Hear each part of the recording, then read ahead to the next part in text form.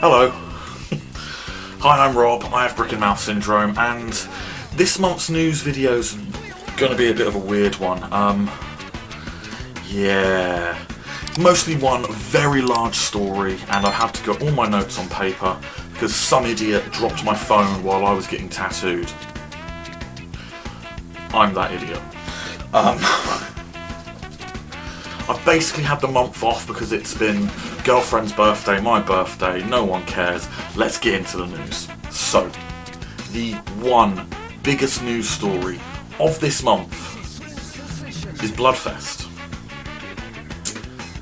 Yungblud has announced he's having his own festival. And there's a lot of things about this we need to cover. Okay? So, it was announced in Camden, in a secret gig, announced beforehand, outdoors, in front of at least 500 people. Not really that secret. And he says this festival is anti-corporate, specifically using the words, fuck that corporate bullshit. And, yeah.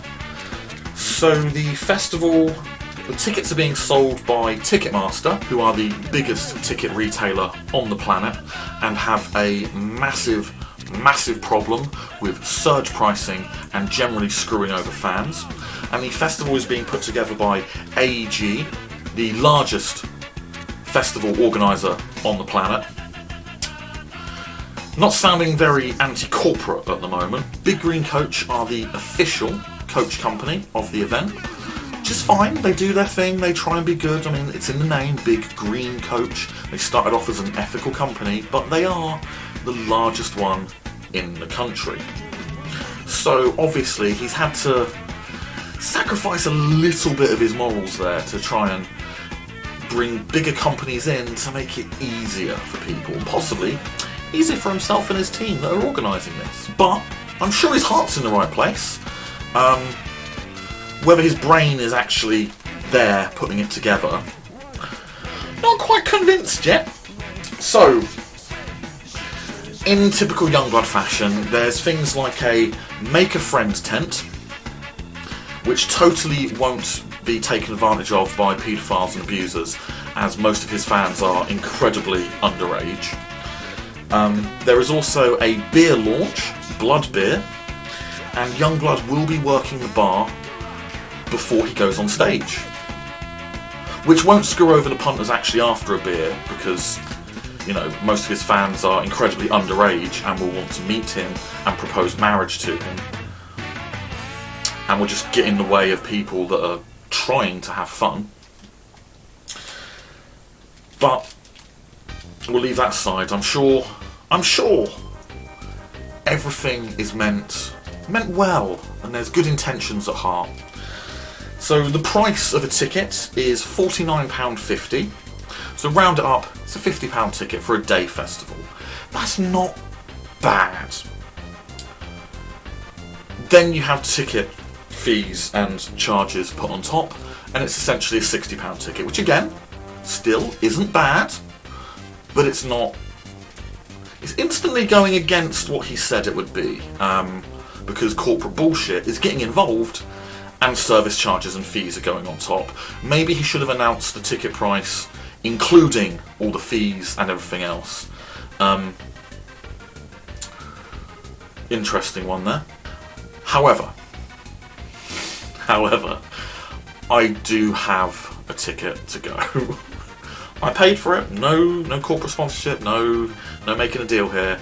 I have paid for a ticket to Bludfest. Every time I struggle not to say Bloodstock, because obviously it's just original naming on this guy's behalf, and it's very close to a festival that already exists. I'm surprised there hasn't been shit kick up about this from the Bloodstock guys yet, but I suppose those two festivals are very different in nature at the end of the day. Bloodstock caters for heavy metal, and Bludfest caters to, well, let's have a look at the lineup so far, shall we? Obviously headlining, you have Yungblud himself, because why not? Of course Dom's going to be up there, it's named after him, it's going to be his thing. But Slipknot gets shit on for Knotfest and themselves headlining it, but whatever, we'll gloss over that one. Little Yachty is also, or Lil Yachty, I'm way too old and way too white to pronounce this correctly. Lil Yachty's on there as well, under Yungblud. Then we have Soft Play, Nessa Barrett. The Damned are in the Icons slot. So I'm instantly wanting to go see those guys. Punk fucking legends. Lola Young, Jasmine Bean, and it is listed down as plus many more TBA. Not quite sure who this is aimed at or who it's for. It's going to be an interesting one. He said he wants the festival to be anti-corporate for anyone and everyone. He's got an announcement trailer up on YouTube saying that it's just for the people, apparently by the people. I don't know that everyone is on his team that's organising this, but okay. And it's supposed to be a place for the outsiders to come together, which is what Bloodstock say, which is what Download says, which is what every other large alternative festival says. I'll be there August 11th at the Milton Keynes Bowl, which is not really an anti-corporate venue for a one-day festival, and I will let you guys know how bad it is. I have nothing against Yungblud himself. His heart's in the right place, his brain just goes wherever he wants it to go, if he can control it at this point.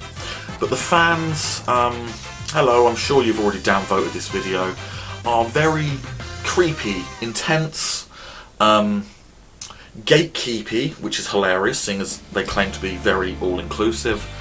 And I'm already getting shit on TikTok when I first talked about this, saying it's going to be a disaster.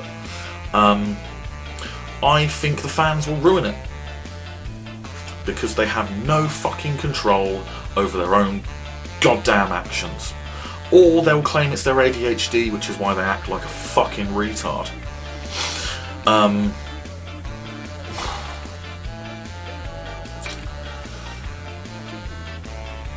Yeah, either way, I'm not convinced this is going to be a good idea, but it will be interesting. But Yungblud's Dom himself says he wants this to be a thing going forward. He said he has dreams of one day hearing that someone met their partner at Bloodstock, instantly I'm going to Bloodstock, at Bludfest 2026, and they got married and they have kids and blah de blah de blah de blah. Not convinced, don't think it's a great idea. He also then wants to take it international, but wants to start in the UK first, which now doesn't seem very anti-corporate. It sounds like a way for him to write off the tax, for him to have a holiday somewhere. If I'm wrong, I'm wrong. I'd love to be wrong. I love being wrong, because I'm a pessimistic, miserable bastard. Until next month, hopefully I get some better stories, something actually happier that I can be excited about, but I fucking doubt it. See ya.